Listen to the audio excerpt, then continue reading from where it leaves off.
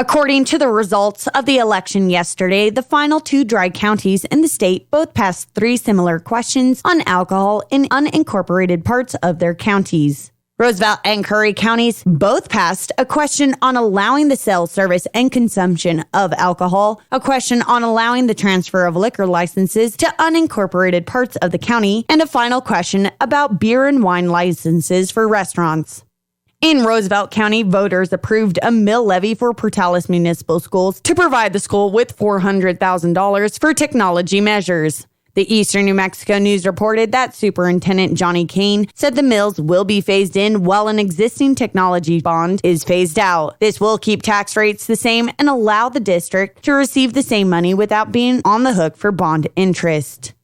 Grady had one contested school board race, with Gerald Garland defeating Cody Weiss 64-28. Voters also approved continuing a bond issue to provide the school with $400,000 for still undetermined uses.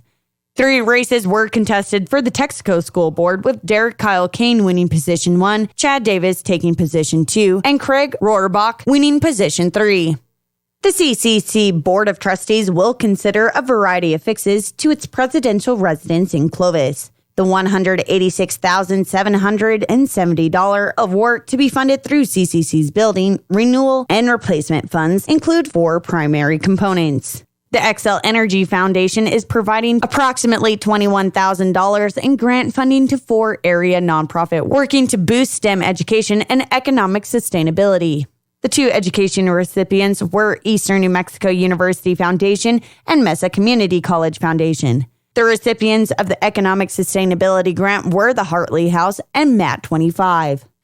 Presbyterian Healthcare Services and the University of New Mexico are teaming to lure nurses into some of the state's most rural areas. The Albuquerque Journal reports the 2 healthcare organizations recently collaborated to land a $3.2 million grant to develop a residency program for nurse practitioners in 10 New Mexico cities and towns. The Clovis City Commission will consider the next step in potential property tax increases to fund the infrastructure for the Eastern New Mexico rural water system. The City of Clovis Water Policy Advisory Committee met in a regular session on October 14th, where an update was given by the Eastern New Mexico Water Utility Authority regarding finishing Water 2, which is 90% completed. However, in order to encourage funding for the construction of the next 2 phases from the state of New Mexico and the federal government, the City of Clovis, who represents 75% of the authority, needs to demonstrate its ability and willingness to assist in construction dollars for the interim groundwater project.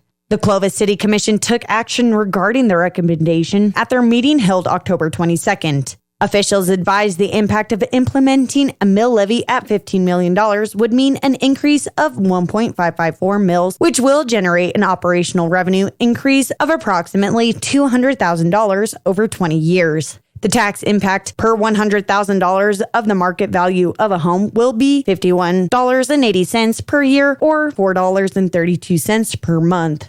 The City of Clovis obligation to the project is at least $40 million, following the 10% local, 20% state, and 70% federal match.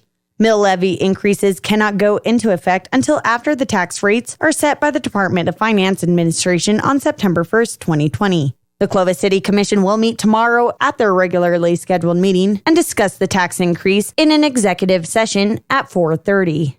Earlier this morning, elementary students from Clovis Municipal Schools boarded buses and headed to Leon Williams Stadium for an exclusive performance by the Clovis High School Marching Band. The band performed segments of their award-winning show Rocky, which landed them their 8th consecutive state championship this year. Not only did they get to see the performance, elementary students received a presentation from the district music director, who explained how the band creates the show from idea to practice and performance. The Portales City's Public Works Department has informed City Hall that Avenue K by Taco Box has been completed and reopened to the public.